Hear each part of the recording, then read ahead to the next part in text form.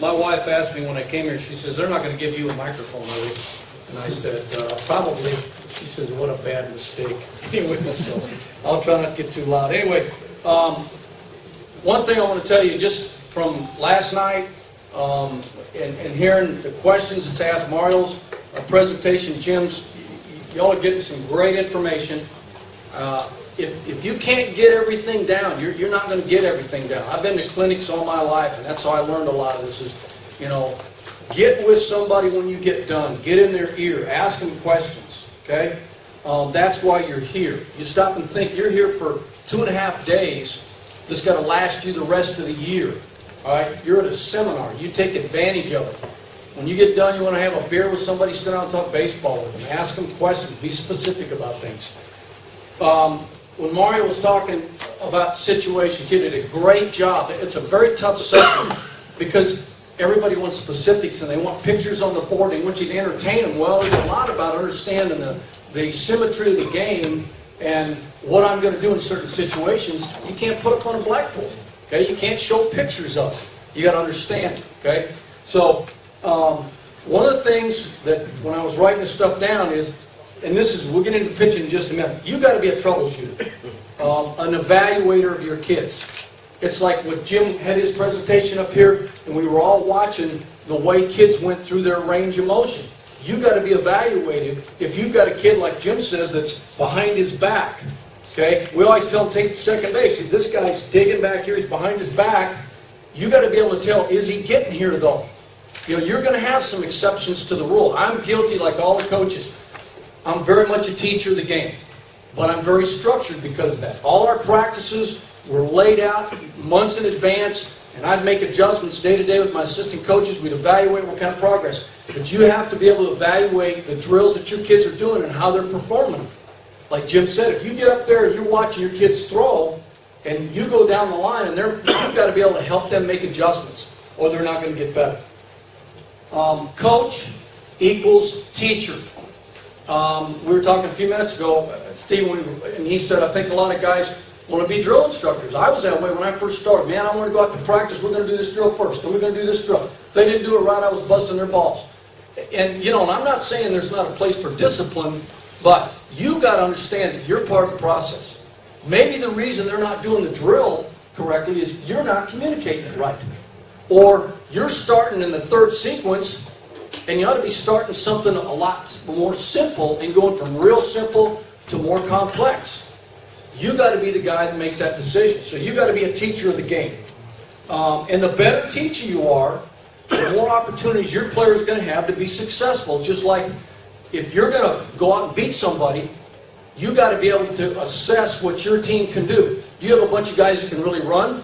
If you got a bunch of guys that can really run, you haven't taught them how to get leads, how to steal, what to look for in pitchers' movements, how to pick up stuff at second base off the catcher like Mario's talking about. If they can't bunt, then you're an idiot as a coach for not taking advantage of what your players can do. Little things like that. So you've got to be able to take advantage of it. Find ways to make your practices productive. Okay? Take the skills that you want your kids to do. Batting practice. You have one guy that's working besides the coach that's throwing, and everybody's standing around with their thumb in their ear? Or is everybody doing something? Are you working on base runner at first base, second base, third base? Have you got a guy back over here who's getting ready to hit that's hitting off the tee? You got a guy over here that's hitting soft toss. Enlist your parents. If you're a little league coach and you got 3 or 4 parents, they don't have to be very smart. You show them how to feed soft toss. Show them how to put the ball on the tee. If you got a dad that can throw from here to that wall behind the screen semi-accurately, you got a guy that could be in the cage where you're throwing batting practice, getting your kids some more cuts. Okay, that's your job as a coach. Have productive practices. Have a practice outline. First time I came to Germany in '96, I went to practice in Cologne the first day with the Cardinals. And I walk out there and I take my picture notebook that I talked about last night that I always had with me, and I have my black notebook opened up, had the practice outline. Kid comes up, he goes, Coach, what's that? It's a practice outline. A what? Practice outline, what's that? So I started talking, I said, come here, we're going to do all this stuff today. Oh, we never had one of those before. I'm going, holy cow. So, have stuff, have a plan of action, okay? That's very important. how does this apply to the pitching stuff? Now, what I'm going to do, I'm going to show you, there's some pictures on here. We're going to go through mechanics.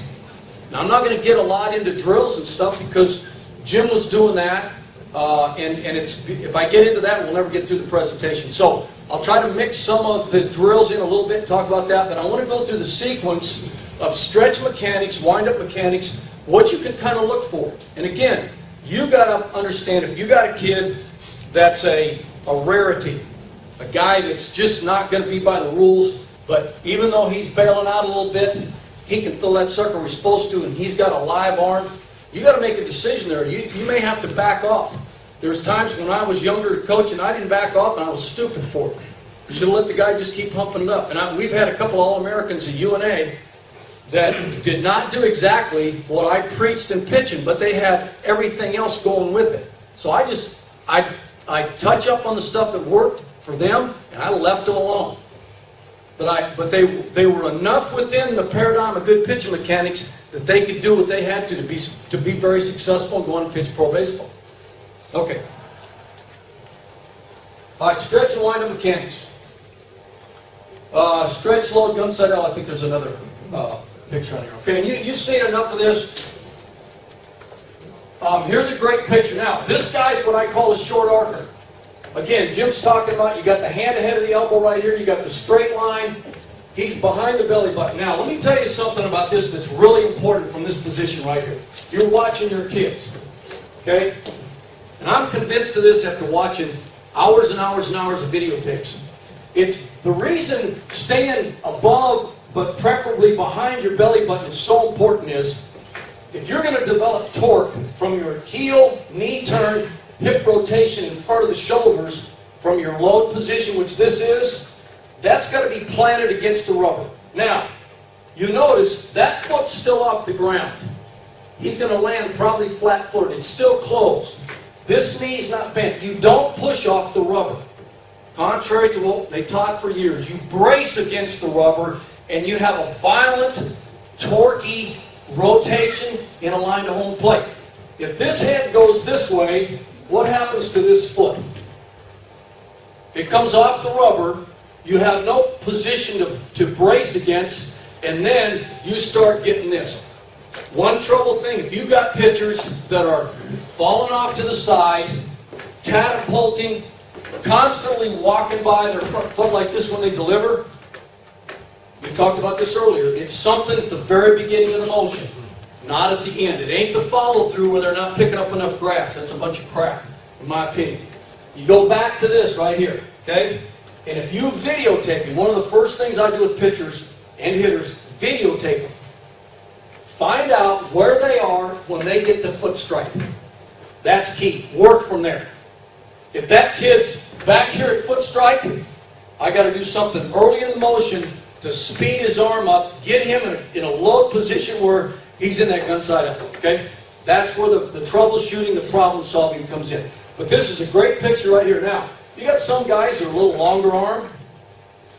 Okay, you got some guys might be more here, but they've got this straight arm action, the head's behind here. Another thing, notice his head's right on his front shoulder. When he gets ready to rotate, I want him to rotate in a straight line. I want real good torque. Heel, hip precedes shoulders. Shoulders are going to whip that arm around, and that's the end of my fingertips is where that torque's going to be. Okay? And the angle at which my hand is going to determine the spin that imparts on the ball. It's leverage that makes that ball come back in. If you stop and think about it, when a pitcher throws a ball, home plate is always inside his arm. It's never outside. Yet you see a lot of kids throwing in here, ball's going that way, especially breaking stuff. They're in here, elbows under it, and they never get on the outside of the ball, and everything's out there. Okay? And it starts by getting right there in that position. Okay. Wind up, rotate over the rubber. Okay. Let's hold it right there just for a second. Right? Stretch. I'm a big believer from the stretch that in college ball, especially the level we played, every team had 2, 3, 4 guys that could run. And if your pitchers didn't hold runners, they had 9 guys that were going to run against you. And I don't care who you had behind the plate, what All-American it was, if this guy took more than 1 second from the time he started till he released the ball, they're going to run on you. And every coach in the league had stopwatches. Very, very upscale league. Okay? So I'm a big believer. Whether you're guy first, second, third, stretch position, I want to get back to that coil position, that load position. That means the heels, Jim talked about the heel coming up to load, very important. I want to lead to home plate with a closed front side. A couple things happen here. Where's my toe? It's down. Okay, my heel's up.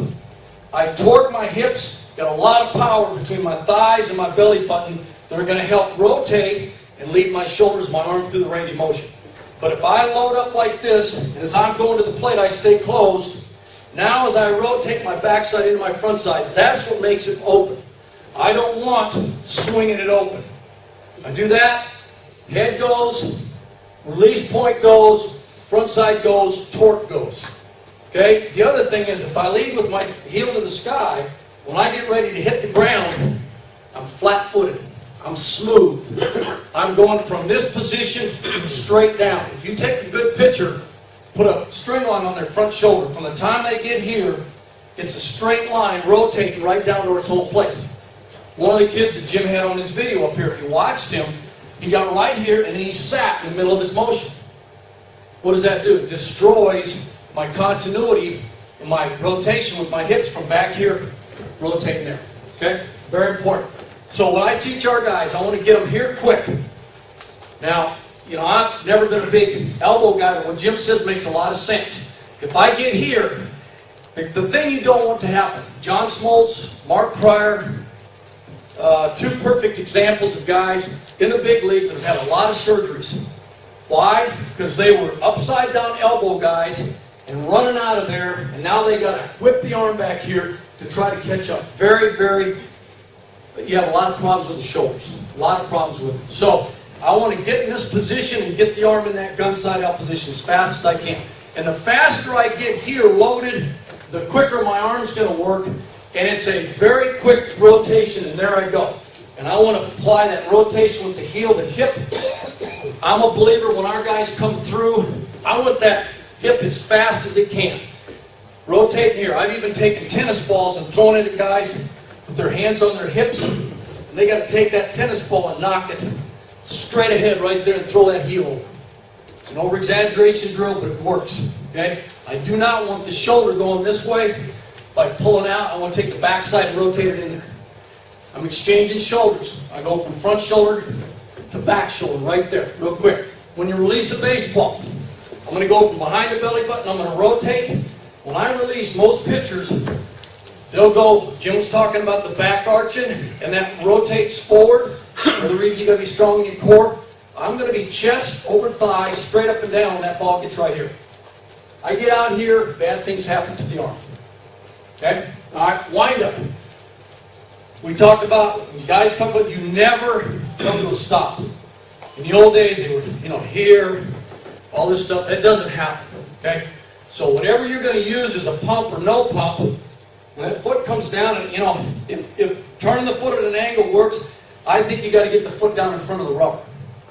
Okay? If you can turn it at an angle and do that, and that helps you, and it helps you get your arm up faster, fine. Okay? Again, I go back to where is my pitcher when he gets here? If he's here, if he's back in this area, if he's upside down and running away, I got to do something earlier. I got to get him there earlier. I got to get him staying back. Okay? So the wind up, sometimes you have to overteach. If you got a guy that's just running by it, I might have to tell him to take your front shoulder and try to put it over the rubber. He may not, I don't want this, but he may be right here. Okay? I want the arm going straight back towards second base. I don't want it. Boom. I don't want that. You can put a guy up against a net, a wall, get these guys that are back here like this. I want to go back, but I don't want to go back and dig it back here. I want to go back and up. I got to get here. Okay? Front arm. Your front arm, your back arm work in symmetry. If this, there were years ago people taught this stuff like this. I don't like that. And the reason why is you get doing this, that comes down, the head goes over here, and I'm pretty soon I lose the torque I've got in here. It's more of a, I'm going to turn in. Yes, it comes down here. Okay? Jim had some real good flexiband band exercise you can do. But it's here, rotate, that glove's going to end up being by the chest. You'll see some pictures here in just a minute, and all those guys got their glove right here. Dr. Andrews down in Birmingham. Jim was talking about the surgery he had. He's also, if you had 100 pitchers in the big leagues that had to have surgery, he'd do 98 of the operations. He has his own biomechanics lab. I've been down there and been fortunate to go down there and speak at his pitcher's clinic. But they did an awful lot of muscle memory training and muscle memory experimentation with all the little doodads all over them, put them in the computer. And they found out that when you rotate, it's backside, the good ones, it's the backside into the front side right here. It's not the front side pulling away.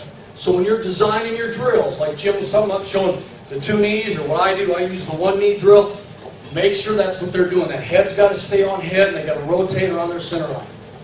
Okay. All right, here's Roger Clemens. This is an old picture, but this is a great shot of front foot's down. It's toed in a little bit. Why? Because I'm torquing into that front side. I want to stay closed and land just a little bit inside, so when I torque, I got some balance, just like in hitting. If this foot lands heel first or rotates over, where am I going? I've lost that torque. I'm going in the first base dugout. If I'm lefty, I'm going in the third base dugout. I'm not going to stay on line, and I'm going to lose my fix on home plate right there. Notice the straight line here. Just like I got a straight line here, 180 degrees right there. Notice how far the hand's laid back. His head's straight ahead, just a tad on the outside of the thigh, glove right in front of the chest. Chest is right over the thigh right there. Notice the back heel. His heel is already turned and started over. So he started that hip rotation. You can see the hips are farther ahead than the shoulders. Okay, you're going to get that torque whip action from that. Okay, good. Okay, next one up. Upper body arm action. All right, rotate release position, fastball. All right, see if there's another one up. I don't know. Yeah. All right, go ahead. Now, okay, you want to get to this position here. Straight up and down, gloves right by his chest, low 3/4 arm delivery. Most of the big league guys, people talk about throwing overhand. Most of them are 10 o'clock down. Part of that is when you throw as many pitches as they do, you start getting up in here, you're going to tilt over a little bit, you can crimp that shoulder a little bit. But before this, fastball, I'm going to have it pointed towards the shortstop if I'm right-handed. If I'm a lefty, it's pointed towards the second baseman. It's not pointed towards center field, and it doesn't do this. The ball's going to stay on top of my wrist, okay, for all my pitches. Now, change up, same way. Splitty, same way. All the derivations of the fastball are back that way, okay? Now, I start throwing a slider, and you can get into all kinds of grips. I like teaching young kids if they're going to throw. A slider is a cut fastball. All I do is go from a 2-seam grip with my finger underneath it, like this, ball sitting on the table leg. I roll the ball forward, I put my fingers on the outside of the ball, my thumb on the inside of the ball. Table leg stays in the same place. And when you come up, instead of the ball facing back, it faces the third baseman and down. Because eventually, when I rotate to throw the ball, it's going to be back here, and my arm's going to catapult over. And when it gets in this position, a little bit in front of my ear, straight out here, that's where the ball gets released from, okay? So, here's a fastball delivery. You can see the hand coming behind. You can see the hand overtaking the elbow. So the arm goes from being laid back, what we call externally rotated. The elbow actually stops. I'm going to extend the arm. Fingers get around the ball, release it, and I'm going to come all the way over like this, okay? Almost all your pitches are going to get released somewhere between 8, 10, 15 degrees out in front of your ear. There are some pitchers that do really rotate and almost explode up. Nolan Ryan was one. Had an exceptionally long stride length because of the power in his hips for his size. Okay? All right, go ahead.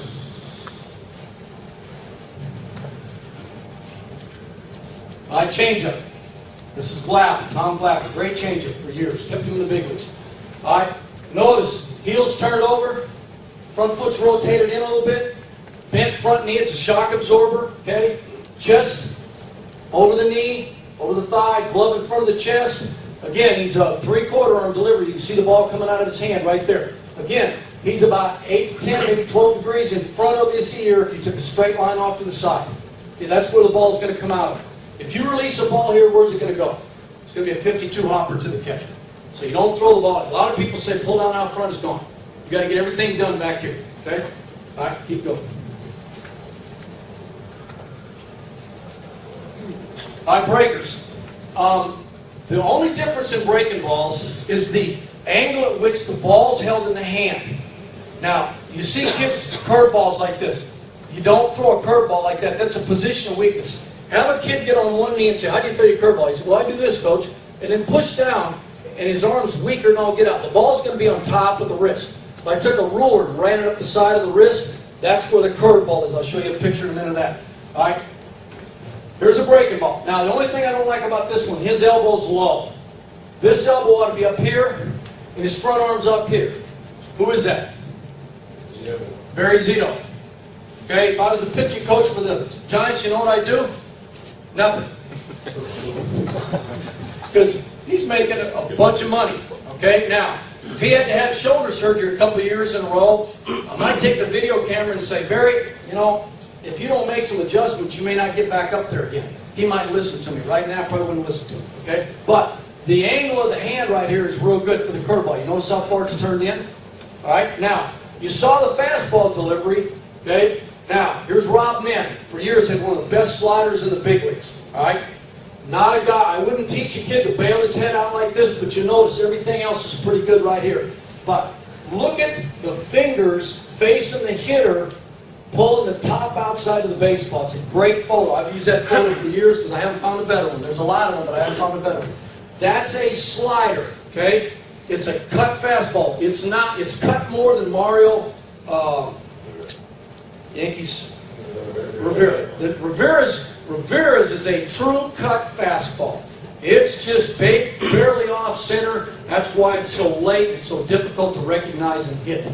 All right? This is more of a hard slider, original slider right there. And again, fastball, change curve, slider, slurve, curve.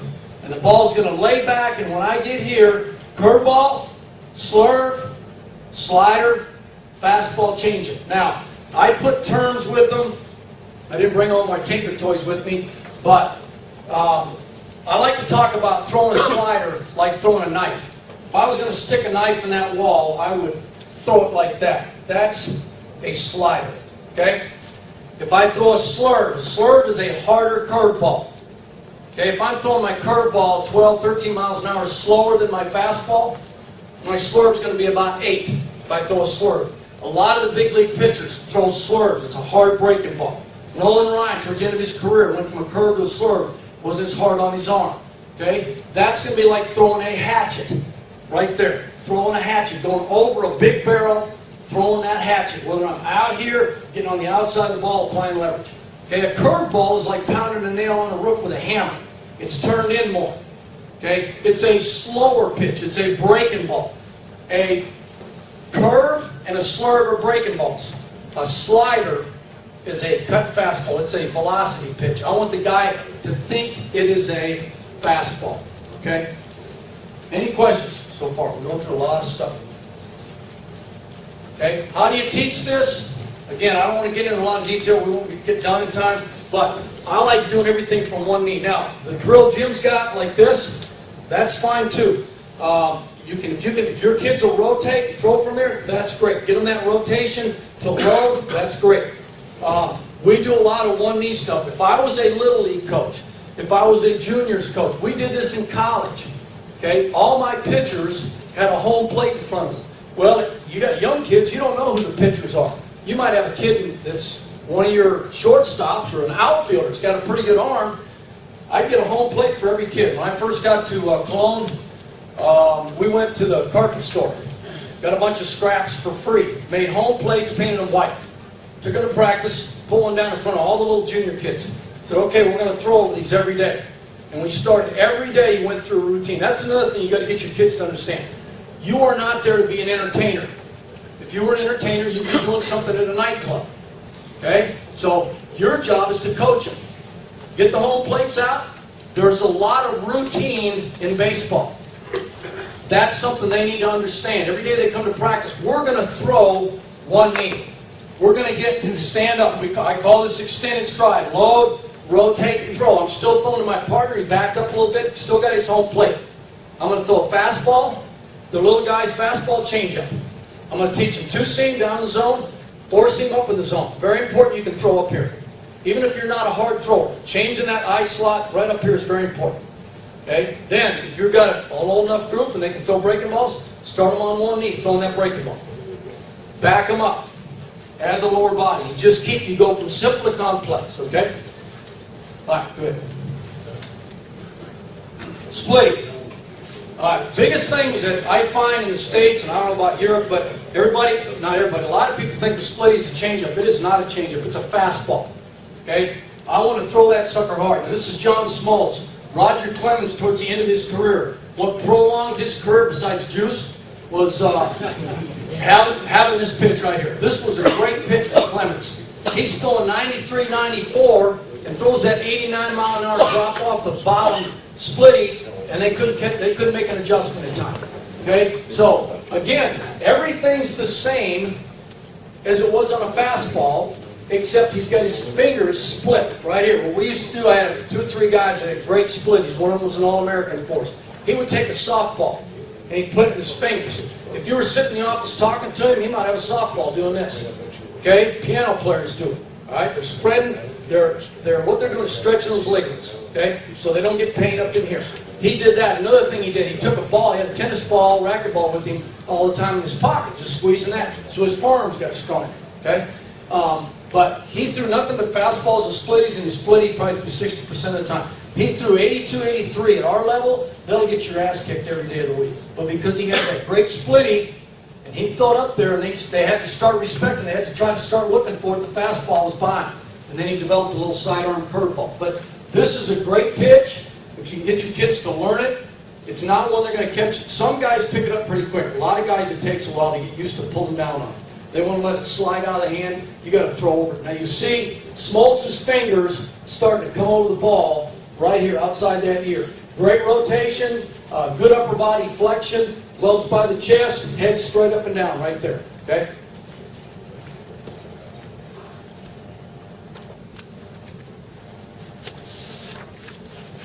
Okay, upper body arm rotation. Fastball, curve, slur, slider, change, splitty. You're going to throw the ball. I want to get here, and I want to get rotated fast. And it's almost like I got a barrel here. I want hand speed. You talk to pro scouts, they're watching guys throw the ball, and you see a guy that's really got life on the ball. You see a guy that's got hand speed. Boom. He's going to get it here quick, and he's going to get through it quick. You stand off to the side. You watch these kids doing this. That's not hand speed. That guy's never going to have good velocity. He's going to have a tough time. He won't have a good breaking ball. Might have an adequate changeup. If he's leading elbow and then the hand can't catch up, he's in trouble. The elbow's going to lead, but I got to have a hand that catches up right there. That's why the lower body is also so important, because it helps my shoulders torque into position to really get that ball released here in a straight line towards home plate. Okay? Curveball, over the barrel karate chop action, handle, elbow speed. It's just a fastball at the hand turn is all it is, a curveball. Okay? A minute ago I talked about the hammer.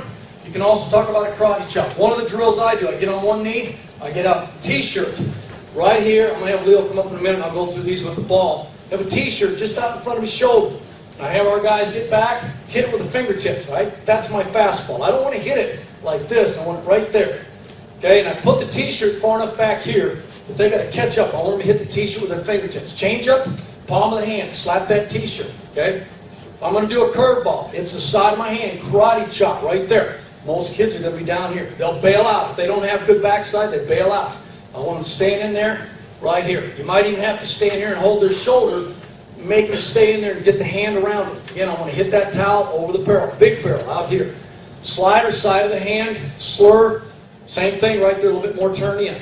Okay, you can do different drills to get them to mimic the mechanics you want them to do when they stand up. Okay? Slider, same as above, throwing a hatchet. Same as above, throwing a knife like I just went over. It's the same thing. It's not hard. It's how the angle of the hand right here at release.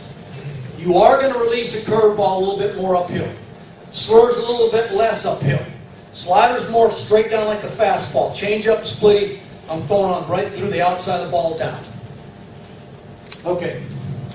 One other thing with the change up, and I took a basketball. I started doing this. I took a basketball and I had the guys hold on to a basketball right here, and I had a kid take his hand and just slap the basketball. And that turned out, I had more kids that said, "Coach, that helps me get the feel for my changeup." Okay, it's like throwing a cream pie or hitting high fives. If you stand there next to the kid, put your hand out right here, and he's got to hit high fives. Okay, now just tips of the fingers. There's the fastball, and there's the changeup. He feels the difference, and the only difference is fingertips, palm. I don't want the elbow under my changeup for obvious reasons. So we use the basketball. Just slap it, bang, right there. Okay, it gives them a feel, a kinesthetic sense for what they're doing. Okay. How much time I got? How much time do you need? Is Lefevre around? No. Okay. All right, lower body rotation. All right, and again, I talked about this earlier. Rotation toward target from closed coiled position, behind belly button. I got to get here to rotate to there. I want to explode. I want to be violent, but in a controlled manner. Okay? If you can get your kids on a line, one of the guys, when Jim had the one kid that was dropping the elbow and reaching back here, he had him on a line. Okay? My head, my center line of my body ought to stay on that line when I'm throwing. Okay? Keep going. Close front side, shoulder hip, loaded position. This hip position right here, that little tilt right there, I started doing that years ago, and that's helped more of my pitchers in a game. We all try to get our pitchers to make adjustments. They get in a ball game, what happens? They got adrenaline. They're jacked up. So what happens? I'm going that way right now. Okay, wind up. Here I go. Arm never got up. Okay, load the hip. They remember that because they've been doing it a million times in practice because you're a good coach and you got them doing it every day. So load the hip. Now what happened? I didn't take off and run away from my arm. I gave myself a chance to get my arm up here quickly and get in position to rotate. Okay? Same from the windup. Stay in contact with the rubber. How do you do that? You keep your head behind your belly button. Okay? Simple. Okay? Load, stay in a low position. Pivot foot, heel rotation to the sky. That motion right there is very important. Okay? Very important. I got to have that heel rotate over. If you got to have a kid, I've done this before.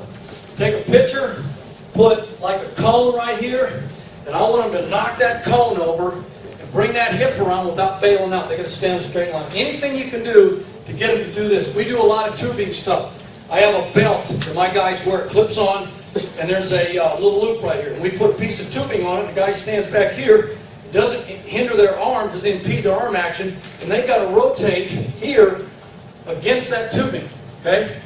And if you want to find something out, what I've done also with it is hook the tubing on it and go this way. And put some resistance on it. And now they're loading against it. And man, I'm telling you what, when they do this, they feel those hips rotate and come forward. It's a great way to teach them to get that backside. Again, you got to guard against this. I want that right there. But you can use that tubing to do that. A couple of teaching points.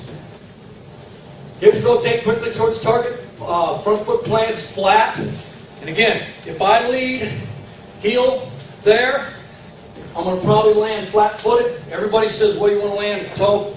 Very hard to do, especially on an incline. If I can land flat-footed, that's great. Okay, toes turned in a little bit to offset that torque that I'm providing straight ahead. Weight transfers to front foot as it plants. Release position, vertical release. We talked about how important it is that I'm not lunging, I'm not catapulting, I'm not pulling off, bailing out, dumping.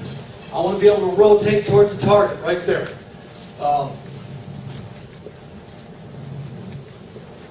Lower body, heel to sky rotation. Hips rotate rapidly. We just went through that stuff. Hips lead shoulders in rotation. Torque. That's something a lot of kids don't understand. And unless you give them drills, you're going to see a lot of this. There's no load. There's no rotational torque and whip action. Everything's just real static. And that is not going to it doesn't bode well for good velocity, and haven't put anything in the ball and getting better. Heels and hip rotation develop torque whip action, the shoulders extend out to the arm, and that's the same thing with all your pitches. Again, remember, you're throwing the ball back into home plate. If I'm going to throw a curveball, slurve slider, fastball, if I'm going to throw a sinker, a fastball that really's got something on it, the more whip action I can get out here, the more spin I impart, the more life is on that baseball. All right. Gun sight out position is the recipient of the lower body torque. Everything you do early in your motion is going to give you that much more when I get right here. Okay? The more efficient I am. You watch some of these guys, I'm trying to think, is it Bard, the Red Sox guy that started closing at the end of the year? 6'5". Anybody seen him throw? I turned on the TV one night, you know what I'm talking about? I turned on the TV one night, and they're talking about how Francona's going to bring in this other guy other than their normal closer. And so this big kid's on the mound. He's playing catch. 98. Next pitch. 99. I think he hit 100 2 or 3 times at it. Then he's got this freaking hammer of a slurve that just, boom. First guy he threw it to, big league. Big league. He looked like he was in Little League. Okay? Strike 3, went back to the dugout, just shaking his head. But if they slowed him down a couple of pitches, you talk about loading and then really torquing and coming through, but it was just as smooth as could be, but great. Foot, knee, hip, shoulder. You talk about his hand being the recipient of some serious torque. Very efficient. Very efficient. Okay? Upper body guides lower body torque to the target. Okay? Then through that, arm speed is the final recipient of torque linkage. This is all linkage. Hands position and grip determine final position and release. It's nothing fancy. It's not all this stuff down here. Okay? Okay. Questions? None. Yes, that worries me right there. Okay. Yes, sir. Curveballs. Let me do one thing. Go ahead. Go ahead. Yeah, with the curveball and obviously sliders and all that kind of stuff, is your thumb involved in rotating the ball over the The top? grip on the ball. Yeah. Right? Okay. Here's the thing. I was talking about Dr. Andrews' motor skill lab they had down there. Here's one of the things they found out about throwing. You put the ball in position here. Because the arm's moving so fast, by the time you get to here, you can't impart spin by snapping it off. That ain't going to happen. Okay, it's just your arm's moving too fast. Okay, believe me, they had, and I can't remember the figure, but it's something like to throw a ball 90 miles an hour. My arm from here to here moves a couple of 100 miles an hour. I think I don't know how many it is, but it's moving faster than the ball's moving. All right. Let me show you these real quick. If I can get Leo to come up and help me out, don't let me go with a block of the wood. This is something. This is too thick for your little guys. This is like a college guy's thickness of a piece of tubing. I just put this, you can put this through a fence. Very similar to what, now they got a lot of modern stuff today. This is tape toy stuff I made years ago before they had this stuff. And they got one of these next door. I just made this thing. I'm cheap. Didn't cost me any money.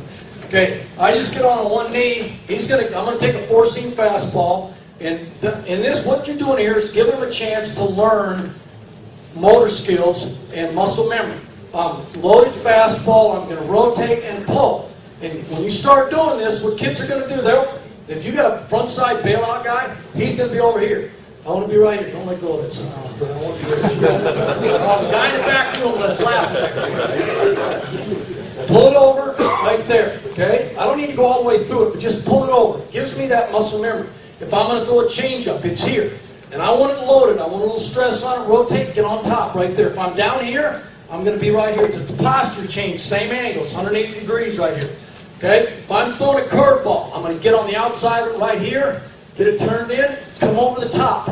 Notice the hand stays above the wrist. It's not locked down here. It's right there, over the top. Slurve. 45-degree angles like a hatchet. Right there. Okay?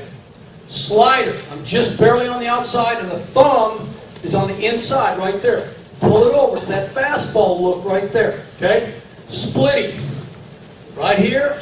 pull it over. Okay, it gives them the idea that I'm going to go from external rotation, accelerate over the barrel. Okay, internal rotation. All right? Thanks, sir. Any questions? You gonna show that shirt drill? I could. I need a shirt. There's a sweater right there. That'll work. That would be the sweater. It would be the sweater. This is more advanced than the shirt drill. Is this an Italian sweater? We could call it an Italian sweater. There we go. Okay. What I do, I just take a rag or part of a t-shirt. I'm going to need your help. All right. I'm going to get in this position on one knee. I'm going to have Leo hold it up and just like, there's release point, okay? He's going to hold it up, all right? This would be fastball. Right there. Now, back it up this way a little bit. What I want the kid to do, I want him to get his hands, I want to accelerate, bang.